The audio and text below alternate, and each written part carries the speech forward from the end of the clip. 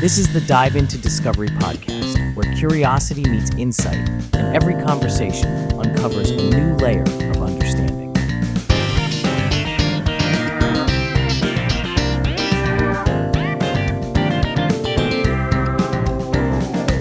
Welcome back, everyone. We're diving into a topic that I think has captivated pretty much all of us at some point.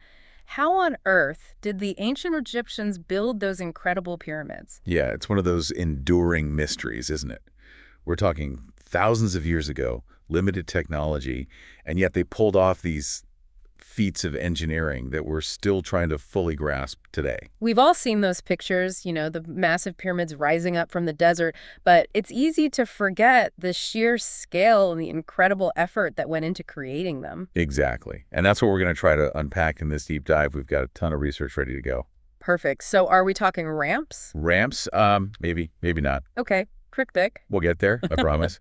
But we'll also be exploring other theories, ancient tools, astronomical alignments. Okay, now you've got my attention. And, of course, the big question, WHY. Mm-hmm. What drove them to build these monumental structures? All right, let's start with the most iconic example, the Great Pyramid of Giza, built for Pharaoh Khufu. Right. That's the one, built around 2580 to 2560 BCE. Just let that sink in for a moment. That's older than the Roman Empire, older than the use of iron tools. And yet, this thing was the tallest structure on Earth for over 3,800 years. It's mind-boggling, isn't it? Nothing we've built today has even come close to holding that record for so long. It makes you wonder if they were operating on a different level of understanding back then. I mean, 481 feet of sheer engineering genius, and without modern tools, too. Absolutely. And that leads us to the core mystery. Those massive stone blocks, some weighing up to 80 tons. How in the world did they move and position those things? 80 tons. Okay, so to put that in perspective, that's like moving 10 elephants. 10 elephants. It's a question that has baffled researchers for centuries. So before we go any further, let's just debunk one myth right off the bat. These pyramids were not built by slaves. Right. The evidence overwhelmingly points to skilled laborers. We found settlements near the pyramids with remnants of bread, beer, and even meat, suggesting these workers were well-fed and compensated. So, bread, beer, and meat. Not exactly a slave diet, is it? Not at all. It points to a more organized and structured workforce, one that was valued for their skills. Okay, skilled laborers, maybe even well-fed laborers, but still, how did they move these colossal stones without modern machinery? There are several theories out there. One classic idea is the use of sledges and logs. Imagine teams of workers hauling those giant stones on wooden sledges, using logs as rollers to move them along. Okay, I can picture that. Lots of manpower, lots of ingenuity. And research suggests they might have even used water to lubricate the path in front of the sledges, reducing friction even further. Smart. Using the Nile, the very element that defines their civilization, to help in the construction process. It makes you wonder if they used the river for transporting those stones too, right? Oh, absolutely. The Nile was their highway. But before we get into transportation, let's tackle that question that always comes up: the ramps. Everyone wants to know about the ramps. So did they use them or not? Well, that's where things get tricky.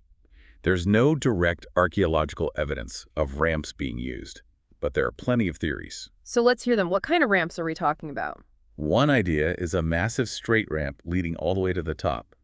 Logically, that would make moving those stones easier, but... Hold on. A ramp that size, wouldn't building that be a huge undertaking in itself? Maybe even more challenging than the pyramid? You're not wrong. Think about it. To reach the top of the Great Pyramid, a straight ramp would have to be over a mile long.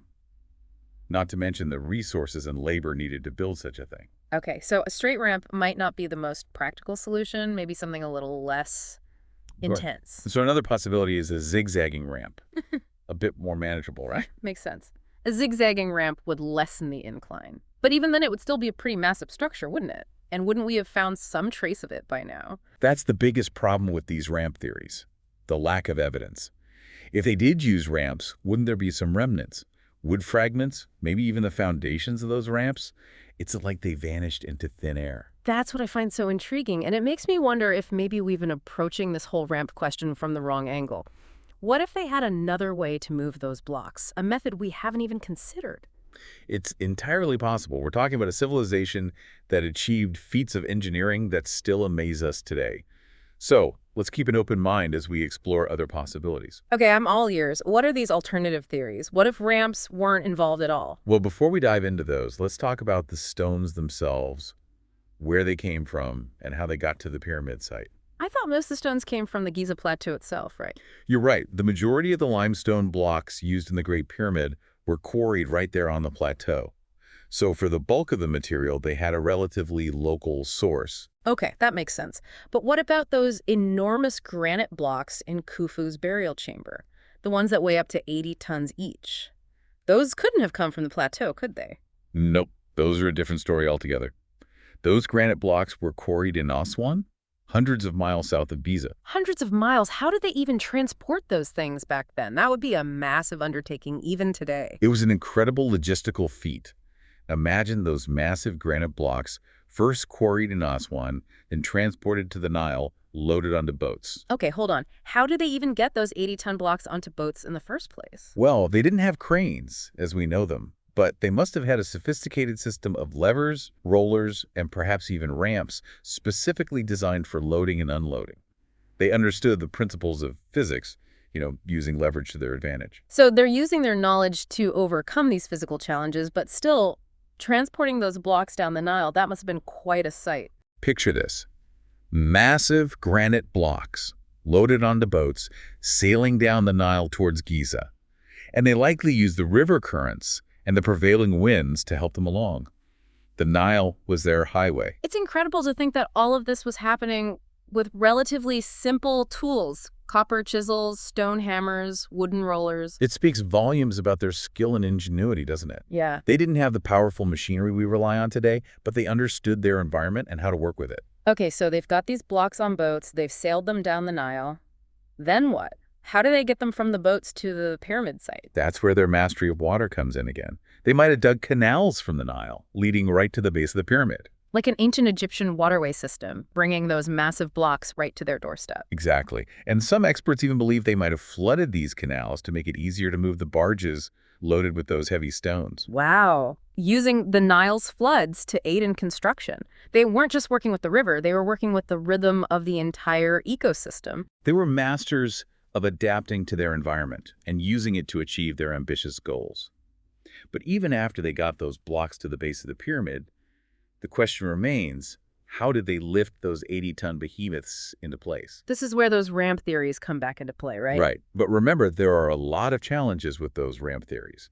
So let's explore some alternative theories that ditch the ramps altogether. Okay, ditch the ramps. Now you've got me really intrigued. Let's hear it. Let's do it. So one theory that really fascinates me is the idea of them using a system of levers and counterweights. Levers and counterweights? You mean like a giant ancient Egyptian seesaw? Yeah, exactly. Sure. Think about it. Carefully positioned weights, ropes, wooden beams, all working together to generate enough leverage to lift those massive stones. I mean, it sounds incredibly complex, but we're talking about the people who built the pyramids, right? Right. And let's not underestimate their ingenuity.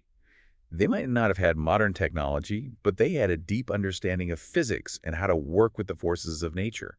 It's so easy to fall into that trap, thinking that ancient civilizations were somehow less advanced than us. But then you look at structures like the pyramids and you realize they were working with incredible knowledge and skill. I think it challenges our assumptions about history, doesn't it? It makes you realize that progress isn't always linear. Totally. Okay, so we've got levers and counterweights. That's one possibility for ditching the ramps. What else is out there? Well, there's another theory that involves what's called earth ramping. Earth ramping? I've never heard of that. It's a pretty cool concept. Basically, instead of building a ramp out of wood or stone, they would have built it out of earth and rubble itself. So as the pyramid grew, so would this earth ramp. So they're essentially using the earth itself as a tool for construction. It's like a giant evolving ramp. Exactly. And once a block was in place, they could simply remove a section of the earth ramp. No need for a massive permanent structure. I can see how that would be more efficient in some ways, but wouldn't building a ramp like that, even out of earth, still require moving an enormous amount of material? You're not wrong. It would still be a massive undertaking.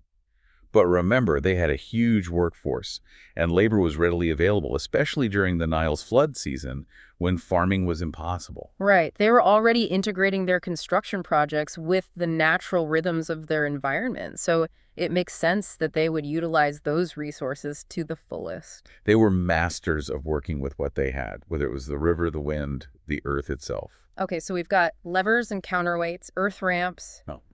Are there any other theories out there? Anything that just completely blows our minds in terms of how they might have moved those blocks? Well, there's always a possibility that they used a method we haven't even thought of yet. Okay, stop right there. That's what I love about this whole topic, the mystery, the possibility that there's something we're completely missing. I know. It's like a giant puzzle, and we're still trying to find all the pieces. And maybe some of those pieces are methods or technologies that have been lost to time. Okay, now you've really got my imagination going. But regardless of the specific method, one thing's for sure. They were incredibly skilled, organized, and determined to create something truly awe-inspiring. Absolutely. The pyramids are a testament to human ingenuity and the power of collective effort. And speaking of ingenuity, let's not forget another aspect of pyramid construction that's just as mind-boggling, the precision involved. I mean, we're not talking about just piling up a bunch of rocks here, right? Oh, not at all. The precision is incredible. Take the Great Pyramid, for example. It's aligned almost perfectly with the cardinal points north, south, east, and west. Wait, are we saying they were aligning these massive structures with the stars? It seems that way. Some researchers believe that the placement and alignment of the pyramids had astronomical significance, connecting them to the movements of the sun and stars. So they weren't just master builders, they were also skilled astronomers. I mean, that adds a whole other layer of complexity to their building process. It definitely does. And it's not just the alignment. There are theories connecting the pyramid's dimensions to mathematical constants like pi and the golden ratio. Hold on, are you suggesting that they encoded their knowledge of the universe into these structures? That they were working with these complex mathematical concepts thousands of years ago? It's a fascinating idea, isn't it? And there's evidence to support it. Some researchers believe that the pyramids reflect a deep understanding of mathematics, geometry, and astronomy. It's like they were creating structures that mirrored their understanding of the cosmos. Wow, that's just incredible. So we've got this blend of practicality and symbolism. These structures were both functional tombs and expressions of their understanding of the universe. Exactly. And this fusion of the practical and the symbolic is what makes the pyramids so compelling, so enduring. They were creating structures that weren't just meant to last for eternity, but also to serve as a bridge between the earthly realm and the divine. It's amazing how they were able to achieve that. I mean, to create something so enduring, so awe-inspiring, that it continues to capture our imaginations thousands of years later. It really is a testament to human ingenuity and our enduring fascination with the mysteries of life and death and the cosmos. Makes you wonder what other secrets those pyramids hold, what other knowledge might be encoded within their stones just waiting to be deciphered. That's the beauty of archaeology and history. There's always more to discover. Each new finding, each new interpretation deepens our understanding of these ancient wonders. Okay, so we've tackled the mysteries of moving those massive stones, the incredible precision involved, but now let's get back to the most fundamental question of all, why? Why were the pyramids built in the first place? Why did the ancient Egyptians dedicate so much time, effort, and resources to these monumental structures? Let's explore that right after this. All right, so we've been on this incredible journey, exploring all these different aspects of pyramid construction, the hows and whys, but let's get back to basics for a moment. Why did the ancient Egyptians even build these incredible structures in the first place? Well, at their core, the pyramids served as tombs for the pharaohs. Right, the pharaohs. But they weren't just seen as kings. They were considered divine rulers. Oh, right, like almost godlike figures. Exactly. They were intermediaries between the gods and the people. So their tombs weren't just burial places. They were more like statements of power. Statements of power, divinity, a pathway to the afterlife. The whole thing was very symbolic. Even the shape of the pyramids themselves is thought to represent the rays of the sun. Connecting the pharaoh with the sun god, Ra. Precisely. And speaking of symbolism, we can't forget about those mysterious air shafts leading out from the burial chambers. Oh yeah, those things have always fascinated me. What were they for? Were they like air conditioning for the afterlife? Well, that's the thing. No one knows for sure. Some believe they served a symbolic function, a pathway for the pharaoh's soul to ascend to the heavens. Makes sense. But others suggest they might have had a more practical purpose, like ventilation during the construction process. Oh, okay. So to keep things from getting too stuffy while they were building? Right. Or even, some say, to allow the pharaoh's soul to breathe in the afterlife. Interesting. So even something as seemingly simple as air shafts adds another layer of intrigue to these structures. It's like every detail had both a practical and a symbolic meaning. Exactly. The pyramids really embody this fusion of functionality and symbolism, don't they? Reflecting the ancient Egyptians' worldview, their beliefs about the afterlife. They were creating structures that were not only meant to last for eternity, but also to serve as a bridge between the earthly realm and the divine. It's mind-blowing when you think about it. I mean, to create something so enduring, so awe-inspiring, that it continues to capture our imaginations thousands of years later. Yeah. It's no wonder this topic has captivated people for centuries. It really is a testament to human ingenuity. And our enduring fascination with the mysteries of life and death, the cosmos. And who knows what other secrets those pyramids might hold. Right. I mean, what if we've only scratched the surface of their knowledge and understanding? It's possible. What other wonders might be hidden beneath the sands of time? Well, I guess that's the beauty of archaeology and history in general. There's always more to learn, always more to explore. And the pyramids, with all their enduring mysteries, will continue to inspire us to seek those answers. And to push the boundaries of our own understanding. Absolutely. Well, I think it's safe to say we've given our listeners a lot to think about today. We've explored the scale, the theories, the precision, the enduring mystery of these ancient wonders. Hopefully, we've sparked a renewed sense of wonder and curiosity about the pyramids. Because at the end of the day, the pyramids are more than just ancient structures. They're a reflection of humanity's quest to understand our place in the universe. They remind us that even with limited technology, we can achieve incredible things when we combine ingenuity, perseverance, and a shared vision. So to all our listeners out there, keep those minds curious, keep exploring, and never stop asking questions. Because the more we learn about the past, the more we understand about ourselves and the boundless possibilities that lie ahead. Thanks for joining us on this deep dive into the mysteries of pyramid construction.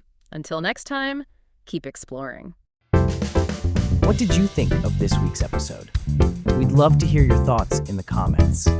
Don't forget to join us next time as we dive even deeper. And as always, stay curious, because you never know what discoveries are just around the corner.